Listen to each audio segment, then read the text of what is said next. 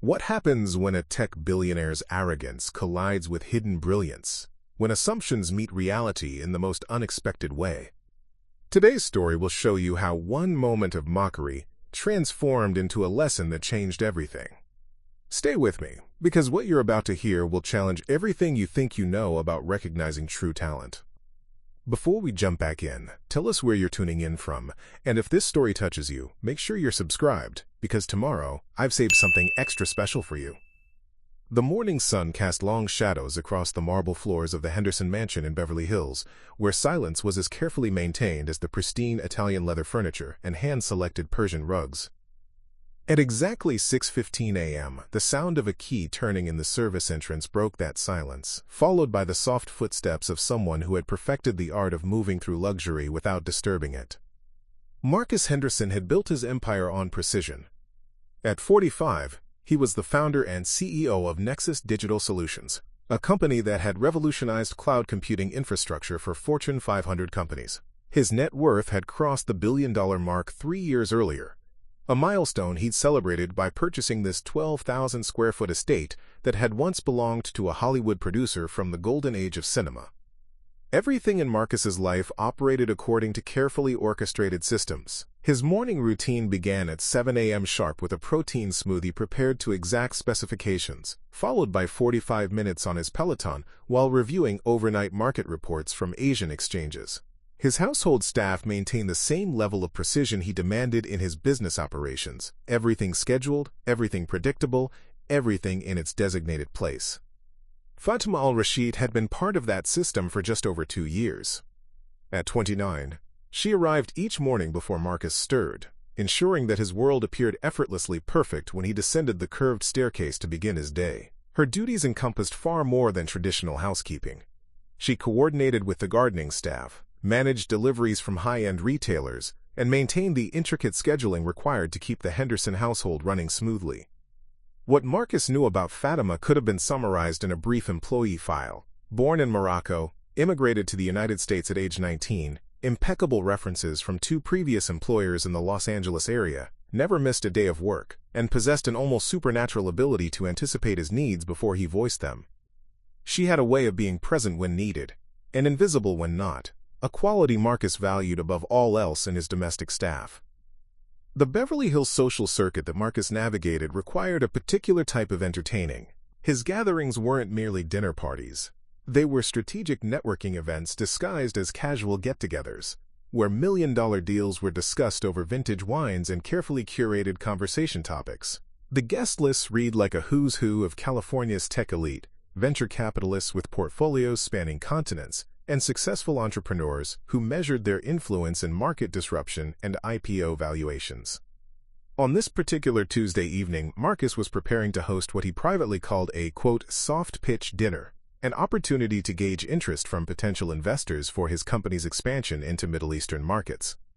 The region represented untapped potential for Nexus Digital Solutions, with governments and corporations increasingly seeking advanced cloud infrastructure to support their digital transformation initiatives. The timing couldn't have been more critical.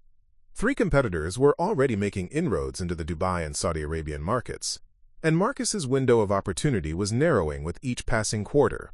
Tonight's gathering would include David Winters, a venture capitalist whose fund specialized in international expansion projects, Sarah Chen, whose consulting firm had successfully launched dozens of American tech companies in Asian markets, and Robert Martinez, a former State Department official whose connections in the Middle East were legendary among Silicon Valley insiders. As Fatima moved through the house that afternoon, preparing for the evening's event, she could hear Marcus on a conference call in his home office, his voice carrying the confident authority that had made him a sought-after speaker at technology conferences worldwide.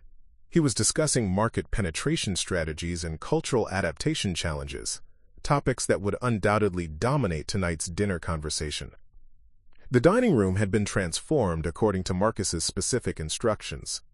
The table settings featured his grandmother's silver, a detail he believed added gravitas to business discussions. Fresh orchids from his preferred florist created elegant centerpieces that wouldn't obstruct sightlines between guests. The wine selection had been carefully chosen to complement both the menu and the evening's objectives. Bottles that would impress without overwhelming, creating an atmosphere conducive to the kind of relaxed conversation where deals were born. Marcus had built his reputation on understanding systems, on identifying inefficiencies and creating solutions that streamlined complex processes. His company's success stemmed from his ability to see patterns others missed, to recognize opportunities hiding within apparent obstacles. Yet this same analytical mind that had made him billions operated within certain parameters, certain assumptions about the world that had never been challenged or examined. In his universe, household staff were skilled technicians who executed predetermined functions. They weren't decision-makers or strategic thinkers. They were implementers who ensured his focus remained undivided on the challenges that truly mattered. This wasn't born from malice or conscious prejudice, but rather from a worldview that categorized people according to their roles in his ecosystem. Fatima understood this dynamic perfectly.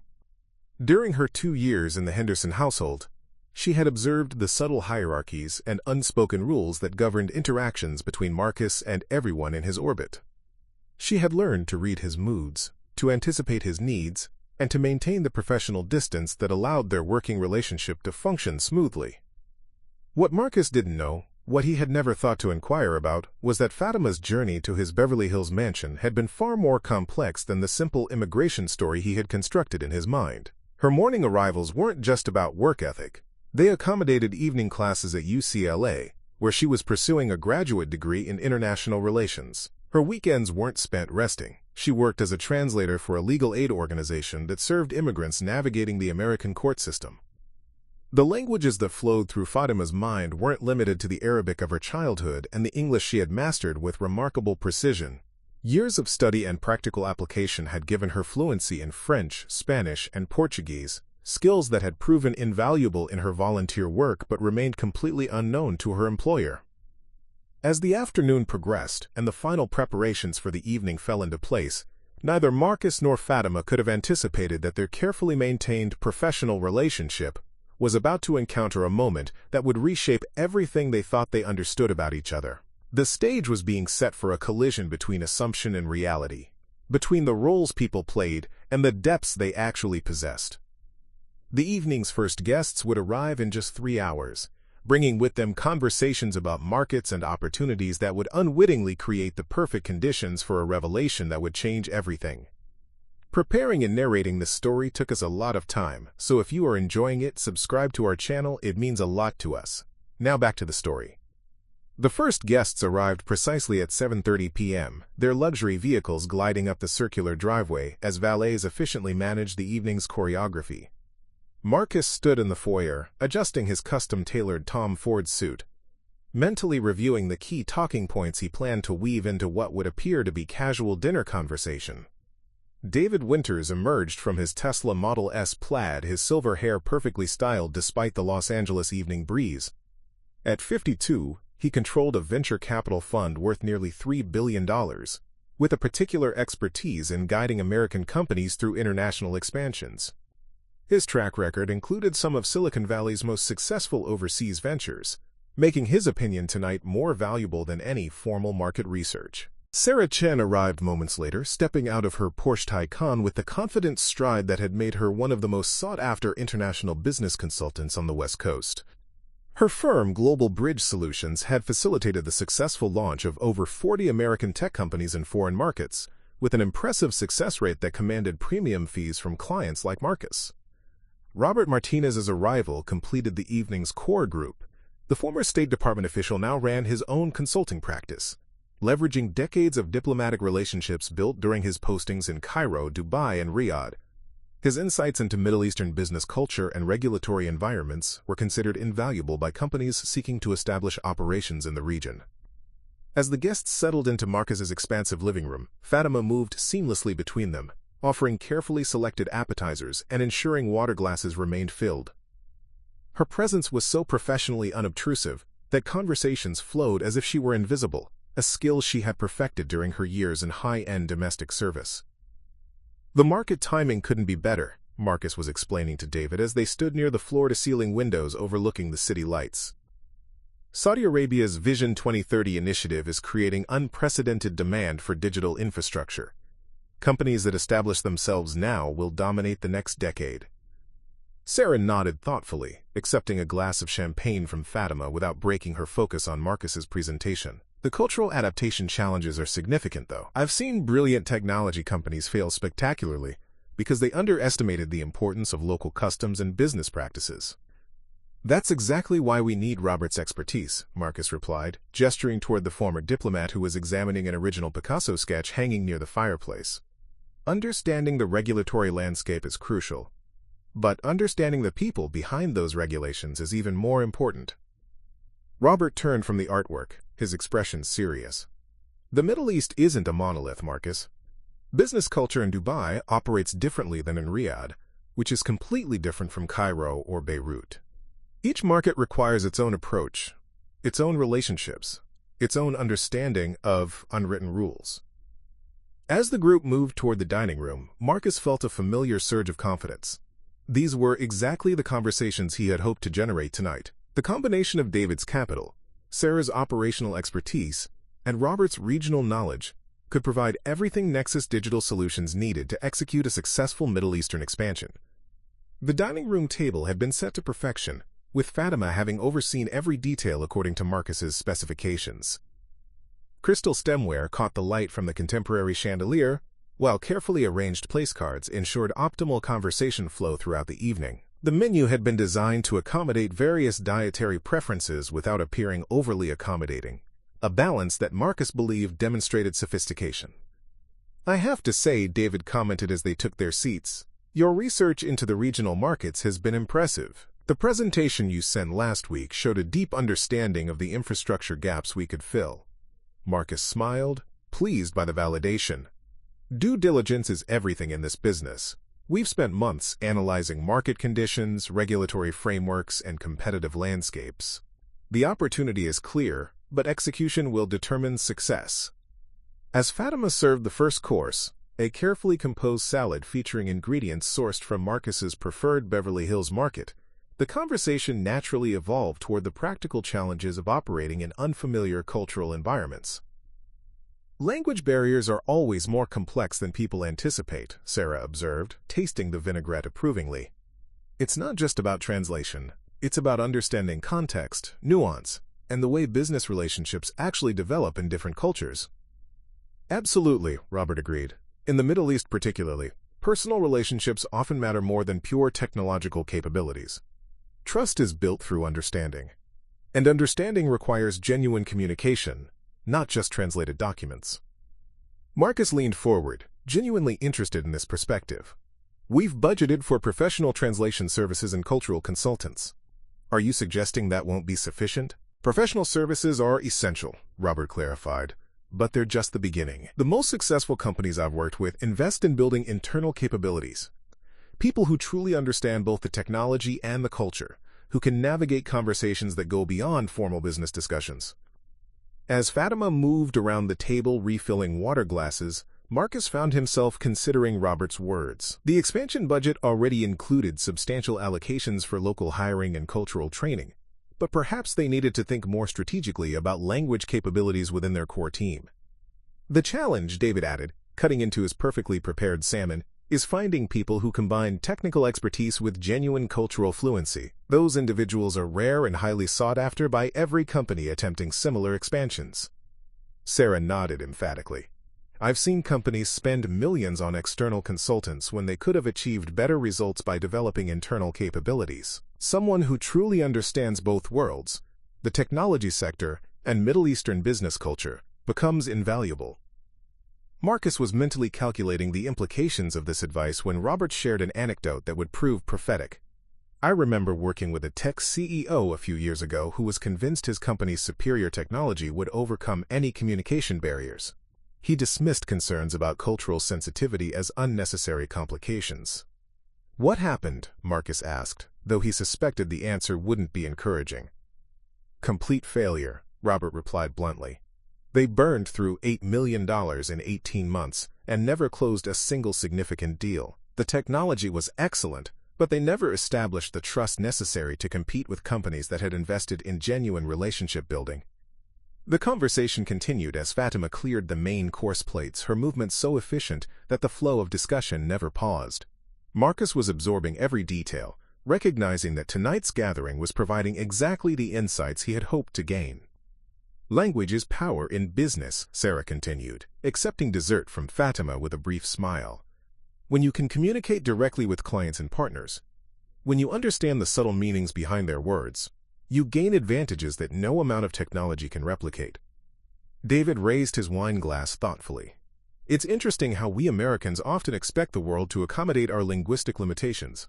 We assume English will be sufficient everywhere, then wonder why we struggle to build the deep relationships that drive long-term success." Marcus found himself nodding along, recognizing the truth in David's observation. His own international experience had been limited to conferences and brief business trips where English had indeed been the common language. The prospect of building sustained business relationships across cultural and linguistic boundaries suddenly seemed far more complex than his initial planning had anticipated. As Fatima began serving coffee, and the conversation prepared to shift toward more specific discussions about Marcus's expansion timeline, none of the participants could have predicted that their theoretical discussion about language and cultural understanding was about to become dramatically, unexpectedly practical. The stage was perfectly set for a moment that would transform abstract business theory into immediate personal reality, a collision between assumption and truth that would reshape everyone's understanding of the evening's dynamics.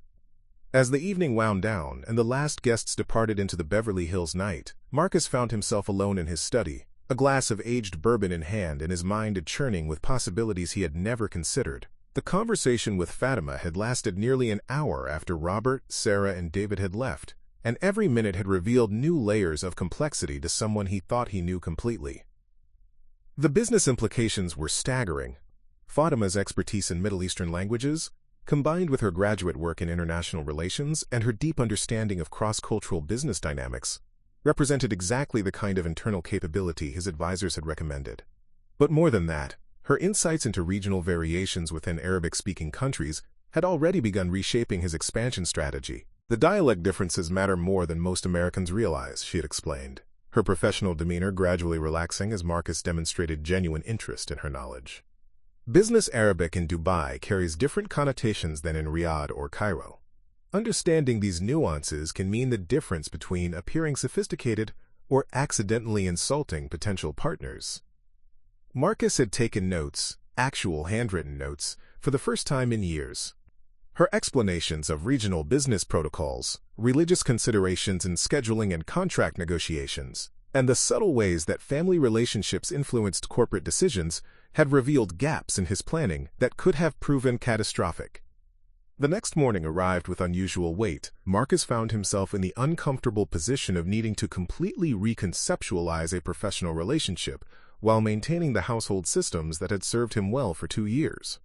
When Fatima arrived at her customary time, he was waiting in the kitchen with 2 cups of coffee and a conversation that would challenge both of their assumptions about the future. "I've been thinking about our discussion last night," he began, gesturing for her to sit at the breakfast nook, where he had never before invited any staff member. "Your insights into Middle Eastern business culture were more valuable than 6 months of consulting reports." Fatima accepted the coffee but remained professionally cautious. "I appreciate that, Mr. Henderson. I hope I didn't overstep by offering unsolicited advice about your business." "Quite the opposite," Marcus replied firmly. "You identified strategic considerations that could have cost us millions if we had proceeded without understanding them. That kind of expertise belongs in a boardroom, not managing my household schedule." Over the following week, Marcus worked with his executive team to create a position that had never existed before: Director of Middle Eastern Strategic Development. The role would require Fatima to relocate to Nexus Digital Solutions' Century City headquarters, lead a team of regional specialists, and serve as the primary architect of their cultural adaptation strategy. The salary offer was substantial, more than triple her current compensation, but Marcus was surprised to find that Fatima's response was measured and thoughtful rather than immediately enthusiastic. "I need to understand the scope of responsibility," she said during their formal meeting in his home office, reviewing the detailed job description he had prepared. "This position would essentially make me responsible for the success or failure of a multi-million-dollar expansion. That's a significant leap from household management." Marcus studied her carefully. "You're concerned about your qualifications?" "I'm concerned about the assumptions being made," Fatima replied candidly. 3 days ago, you didn't know I spoke Arabic. Now you're offering me a senior executive position based on one conversation. That suggests either tremendous confidence in my abilities or a decision driven more by embarrassment than strategic thinking.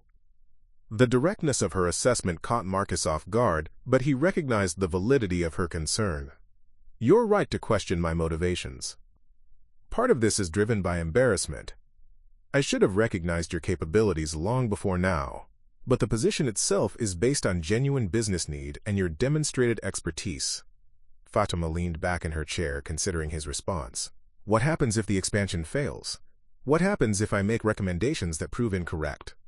The household management position offered security and clear expectations. This role carries risks I'm not sure I'm prepared to accept. The conversation continued for over an hour, with Marcus gradually realizing that Fatima's hesitation stemmed not from lack of confidence, but from a sophisticated understanding of corporate dynamics and career risk management. Her questions about resource allocation, decision-making authority, and performance metrics revealed a strategic mindset that reinforced his belief in her potential value to the company. 3 weeks later, Fatima Al-Rashid walked into the 32nd floor offices of Nexus Digital Solutions wearing a tailored business suit instead of a household uniform. Her first presentation to the senior leadership team outlined a phased approach to Middle Eastern expansion that addressed cultural, linguistic, and regulatory considerations with remarkable sophistication. Marcus, observing from his position at the head of the conference table, felt an unexpected mixture of pride and humility. Pride in recognizing talent that had been hidden in plain sight, and humility at how close he had come to missing it entirely. The expansion program that emerged from Fatima's strategic framework exceeded every projection. Her ability to navigate cultural nuances, combined with Marcus's technological vision and the team's execution capabilities, created partnerships that competitors struggled to replicate. Within 18 months, Nexus Digital Solutions had established profitable operations in 4 Middle Eastern countries, with contracts valued at over $200 million. When business magazines requested interviews about the company's international success, Marcus consistently directed attention to Fatima's leadership and strategic vision. Her story, from housekeeper to senior executive, became a case study taught in business schools as an example of recognizing and developing internal talent. During the company's annual leadership retreat in Napa Valley, nearly 2 years after that transformative dinner party, Marcus found himself reflecting on how dramatically his perspective had evolved. The retreat included team members from their Middle Eastern offices, creating a truly international gathering that would have been impossible without Fatima's cultural bridge building. "You know," he said to Fatima during a quiet moment on the resort's terrace, watching the sunset paint the vineyard landscape in gold and crimson, "I've been thinking about that night when everything changed." Fatima smiled, her professional relationship with Marcus having evolved into genuine mutual respect and even friendship. "You mean when you assumed I couldn't understand your guest's Arabic conversation?" "I mean when I learned that intelligence and capability exist everywhere, not just in the places where I expected to find them," Marcus replied. "That night taught me more about business strategy than any MBA course ever did." "The important thing," Fatima said, raising her wine glass in a gentle toast, "is that you were willing to learn. Not everyone would have questioned their assumptions or admitted their mistakes so openly." As they watched the sun disappear behind the hills, Marcus considered how a moment of ignorant mockery had accidentally led to one of the most transformative periods of his career. He had gained not just a brilliant executive, but a fundamental shift in how he viewed talent, potential, and the hidden capabilities of people whose roles had previously defined his entire perception of them. The maid who had once served his dinner had become the architect of his company's international future. The woman he had thoughtlessly dismissed had taught him that true intelligence often wears disguises, and that the most valuable insights sometimes come from the most unexpected sources. In the end, Marcus realized the real expansion hadn't been into Middle Eastern markets. It had been in his own capacity to see beyond the limitations of his assumptions and recognize the extraordinary potential that exists in ordinary circumstances, waiting for someone wise enough to notice and humble enough to admit they had been wrong. Up next, you've got 2 more standout stories right on your screen. If this one hits the mark, you won't want to pass these up. Just click and check them out. And don't forget to like, subscribe, and turn on the notification bell so you don't miss any upload from us.